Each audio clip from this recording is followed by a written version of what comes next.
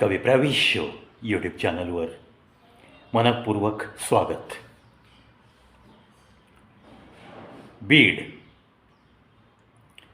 बीड जिल्ह्यामध्ये बीड शहरात कालिका नगर येथे एक घटना घडली.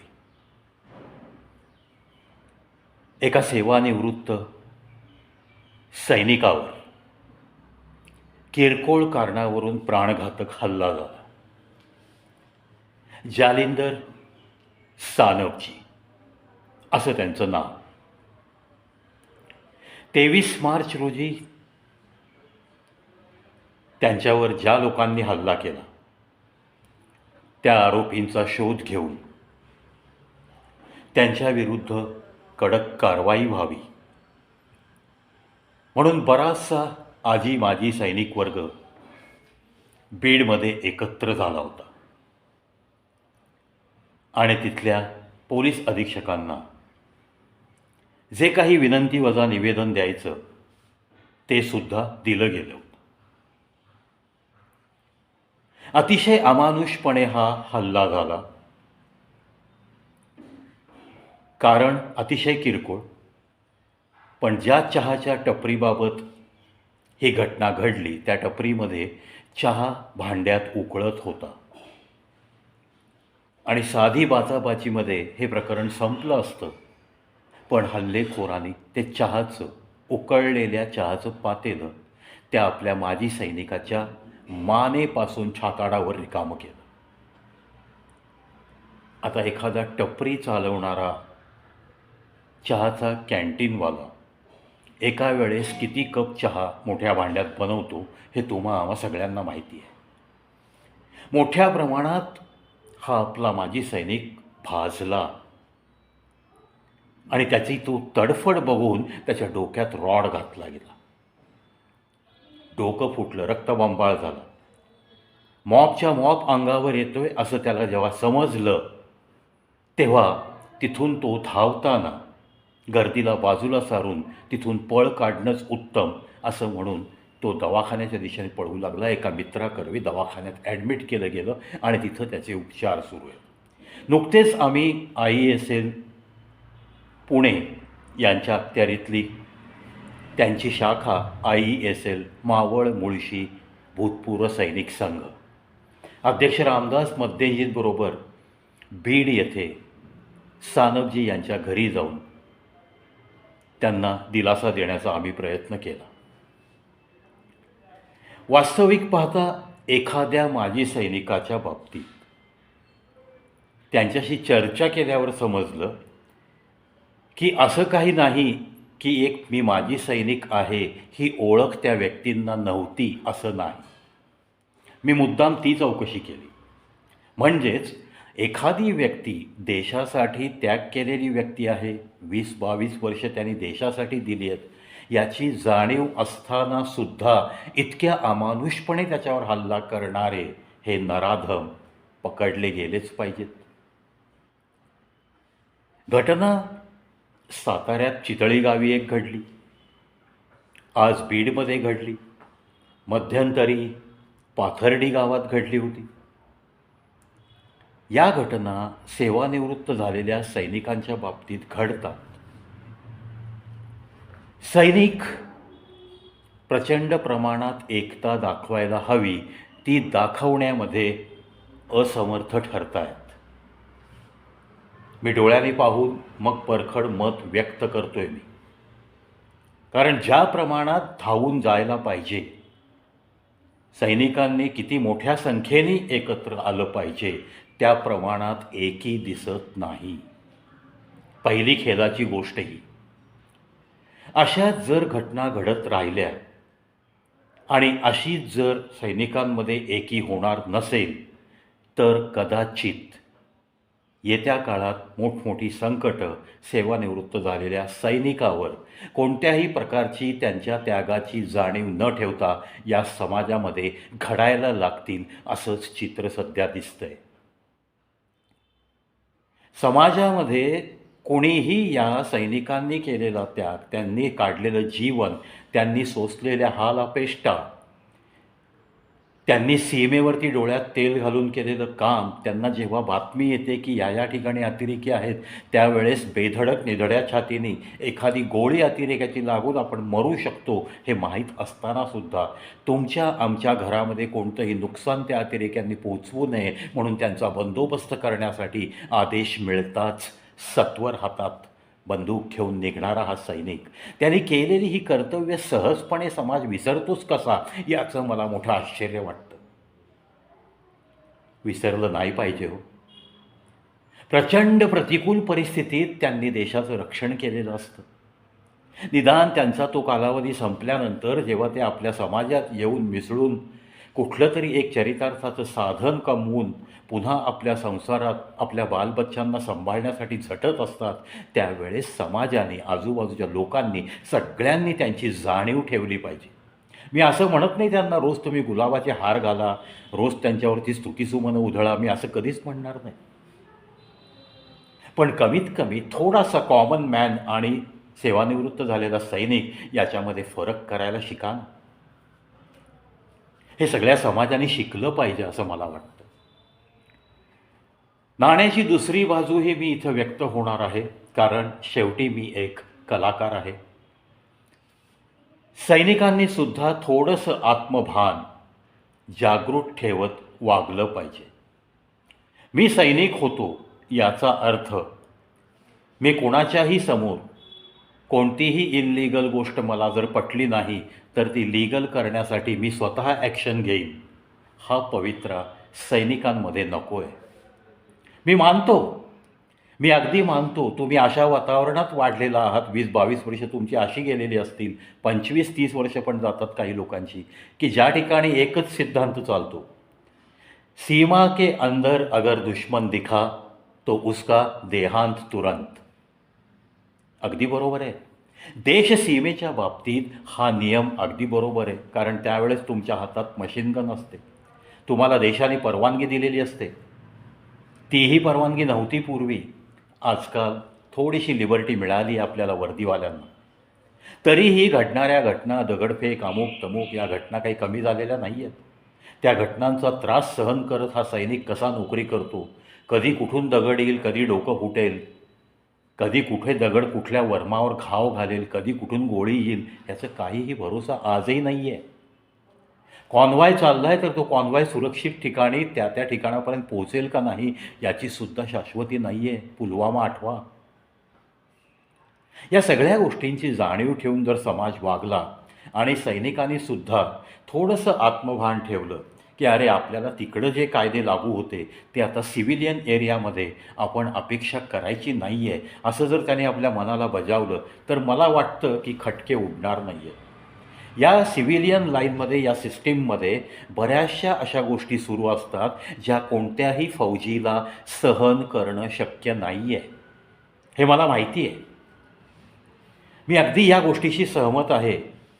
तुमच्या सहनशक्तीची सीमा पाहण्यासारख्या अनंत गोष्टी तुमच्या अवतीभोवती घडत असतात आणि घडत राहणार आहेत, because we cannot change the system. And even काही खासदारकीच्या निवडणुकीला जास्तीत जास्त ठिकाणी इच्छुक सैनिकांना तिकीट मिळवून देऊन आपला एक पक्ष स्थापित करून तोही प्रयत्न झाला. पण सत्ताधाऱ्यांमध्ये, या राजकारण्यांमध्ये अशी काही ताकद असते की ती लोक तुम्हाला इतकं पुढं येऊ देत नाहीत. जग जाहीर गोष्टी आहेत या. भले कोणाला काही या गोष्टी बोचल्या तरी हरकत नाही. मी स्पष्ट आणि परखड मत व्यक्त करणारा एक व्यक्ती आहे. शेवटी मी पण एक फौजी का बेटा म्हणून वावरतोय. या सैनिकी आयुष्याला जवळून मी पाहिलेलं आहे. त्याच्यामुळं सैनिकांना कोणत्या गोष्टी पटत नाहीत सिव्हिलियनमधल्या हे मी नक्की सांगू शकतो आणि त्या गोष्टी त्यांना फेस कराव्या लागतात, ही पण शोकांतिक आहे. आता अलीकडे संरक्षण समिती वगैरे स्थापन झालेली आहे. सैनिकांच्या परिवाराला जर काही त्रास होत असेल तर तुम्ही जर फौजदारी स्वरूपाचे गुन्हे त्यांच्याविरुद्ध कोण करत असेल तर पोलीस स्टेशनला जाऊ शकता. त्या पोलीस स्टेशनला give priority to this ex serviceman अशा शेऱ्याची पत्रं जाऊ शकतात. सगळ्या सोयीसुविधा सुरू आहेत. ज्या ठिकाणी सिव्हिल लिटिगेशन इज इम्पॉर्टंट त्या ठिकाणी पोलीस लोक नम्र विनंती करतात की तुम्ही आता कोर्टाचे दरवाजे ठोठवा. या सगळ्या गोष्टी घडत आहेत. याच्या उपर एक गोष्ट आता नक्की करायची, आणि करायची म्हणजे करायचीच. प्रत्येक भूतपूर्व सैनिक संघ किंवा आजी माजी सैनिक अशा सगळ्यांच्या कुठल्याही संघटना कोणत्याही गावाच्या अखत्यारीत असू द्या, त्यांची जी कोणती तालुक्याची संघटना आहे एक मोठी, त्या त्या तालुका संघटनेच्या अध्यक्षांनी सत्वर एक मीटिंग घ्यायची आहे आपल्या संघाची, आणि एक 5 मोबाईल नंबर फास्ट डायलिंग मोडमध्ये फीड करण्यासाठी सगळ्यांना सर्क्युलेट करायचे. त्या मीटिंगमध्ये ठरवायचं आहे की कोण 5 मेंबर ॲक्टिवली अशा प्रसंगी मदतीला धावून जाऊ शकतात, कुणाचा या समाजामध्ये ॲक्वेंटन्स ओळखी जास्त आहेत, कुणाचा राजकारण्यांशी संपर्क आहे, कोण अति ॲक्टिवली या संघासाठी झटण्यासाठी तयार आहे, असे सगळे ॲस्पेक्ट चेक करून 5 व्यक्ती निवडायच्या. प्रत्येक संघाच्या ऑफिसकडनं ही मीटिंग सत्वर झाली पाहिजे, आणि प्रत्येक त्या सैनिक परिवारामध्ये त्या संघाच्या सदस्याकडं प्रत्येकाच्या मोबाईलमध्ये, आजकाल मोबाईल सगळ्यांकडे, फास्ट डायलिंग ऑप्शन, अशा ऑप्शनखाली, म्हणजे समजा प्रशांत विजयराजे यांचा नंबर तुम्हाला फीड करायचा आहे फास्ट डायलिंगला, त्या तुम्हाला तिथे 0 हा कोड वापरायचा. 0 प्रेस केल्या केल्या प्रशांत राजेंना नंबर लागेल आणि ही विल बी अलर्ट. त्यांना काहीतरी इमर्जन्सी आहे म्हणून ते फोन लगेच उचलतील आणि त्यांना धोका समजेल आणि ते लगेच कामाला लागतील. मग ही त्यांची ड्युटी बनते की आता कोणाकोणाला लगेच बोलवायचं आहे, त्या स्पॉटला जायचं आहे, का पुढची काही हालचाल करायची आहे, नक्की काय काय घडले ते बघायला कोणाला पाठवायचं आहे. या पद्धतीने 5 नंबर 0, 1, 2, 3, 4 अशा पद्धतीने 5 नंबरचं फीडिंग सगळ्या संघांनी आपल्या व्हॉट्सअप ग्रुपवरती प्रत्येकाच्या मोबाईलमध्ये फीड करा, असं त्यांनी एक सर्क्युलेट करायचं आहे. प्लस मीटिंगमध्ये अशा सर्क्युलरची हार्ड कॉपी मिनिट्सच्या स्वरूपात, त्या दिवशी अशी मीटिंग झाली, या मीटिंगला इतके हजर होते आणि असा असा ठराव झाला, आणि त्यानुसार हे 5 मेंबर हे ॲक्टिव्ह मेंबर म्हणून त्यांचे मोबाईल नंबर देण्यास तयार झालेत, आणि त्या पद्धतीने हे नंबर सर्क्युलेट करत आहोत. This thing is very much important as far as any emergency as against माजी सैनिक और आजी सैनिक फॅमिली और एनी वीर पत्नी, वीर माता, वीर भगिनी, वीर पिता यांच्या बाबतीत घडणाऱ्या घटनेच्या बाबत ही अत्यंत आवश्यक अशी गोष्ट सत्वर मला वाटतं प्रत्येक संघाने करावी.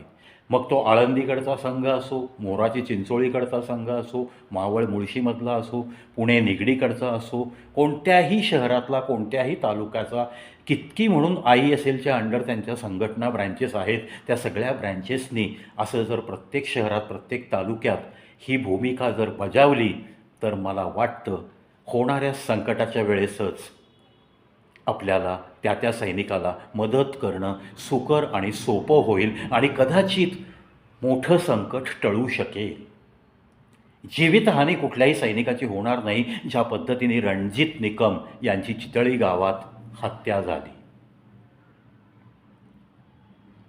एकतर सैनिकांनी सुद्धा भारंभार अपेक्षा या सिव्हिलियन समाजाकडनं बाळगायच्या नाही आहेत, कारण आपला संयम संपेल याच्यासाठी आपणच आपल्या विचारांमध्ये थोडासा जर बदल केला तर स्वतःची मनःशांती स्वतः मिळवणे याला खूप महत्त्व आहे. आपल्याला युद्ध नको, आपल्याला बुद्ध हवा आहे. बुद्ध हे शांतीचं प्रतीक आहे. त्याच्यामुळं आपण मस्त शांती मिळवण्याचा प्रयत्न करू. सगळ्या आजी माजी सैनिकांना नम्र विनंती करतो मी हात जोडून. आणि आपण संयमाने वागत असताना सुद्धा जर संकट आलं तर मात्र आपण काही सिव्हिलियन नाही आहेत. आपण नक्कीच वर्दी अंगावर चढवलेले धैर्यवान सैनिक आहोत, हेही आपण मग विसरायचं नाही आहे. आशा करतो मित्रांनो, एक सुवर्ण मध्य गाठत मी या व्हिडिओच्याद्वारे तुमच्या मनापर्यंत पोहोचण्याचा हा प्रयत्न केला आहे. आणि यानंतरचं चित्र मला प्रत्येक आजी आणि माजी सैनिक संघामध्ये असं थोडंफार बदललेलं दिसेल अशी अपेक्षा बाळगतो. संकट आज ज्याच्यावर आलं आहे आपल्यावर येणार नाही, अशा भूमिकेतून जर तुम्ही अशा वेळेस एकत्र येत नसाल तर मग तुम्ही संघात राहायच्यासुद्धा लायकीचे नाहीत, असंच मी परखड मत व्यक्त करतो. एकतर प्रत्येकाने या संघटनात्मक बाबींकडं लक्ष दिलं पाहिजे, कारण युग बदलत चाललेलं आहे.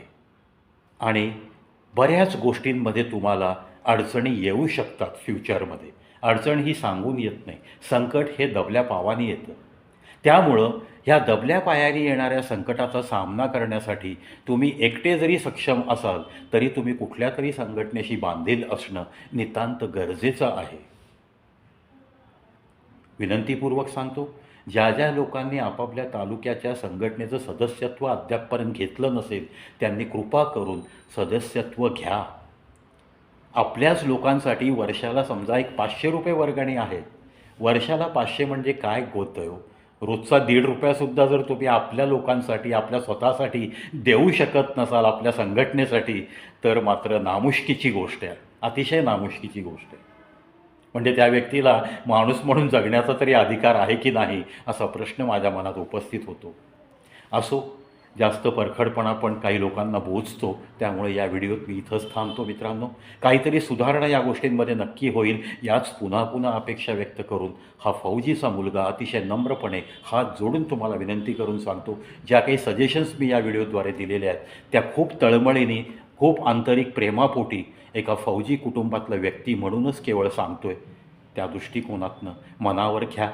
तुम्ही आम्ही सगळ्यांनी छान संयमाने आनंद मिळवत, एकमेकांना आनंद वाटत, आपल्या सैनिक परिवारांमध्ये कोणालाही कुठलंही दुःख होऊ नये याच्यासाठी तळमळीने काम करत करत सुंदर आयुष्याचा, या मानवी आयुष्याचा सुंदर रीतीने आपापल्याला जे आवडतं, ज्यांना आध्यात्मिक आवड आहे त्यांनी अध्यात्माकडे वळावं, ज्यांना काही कला आवडते त्यांनी कलेकडे वळा, ज्यांना समाजसेवा आवडते त्यांनी समाजसेवा करा.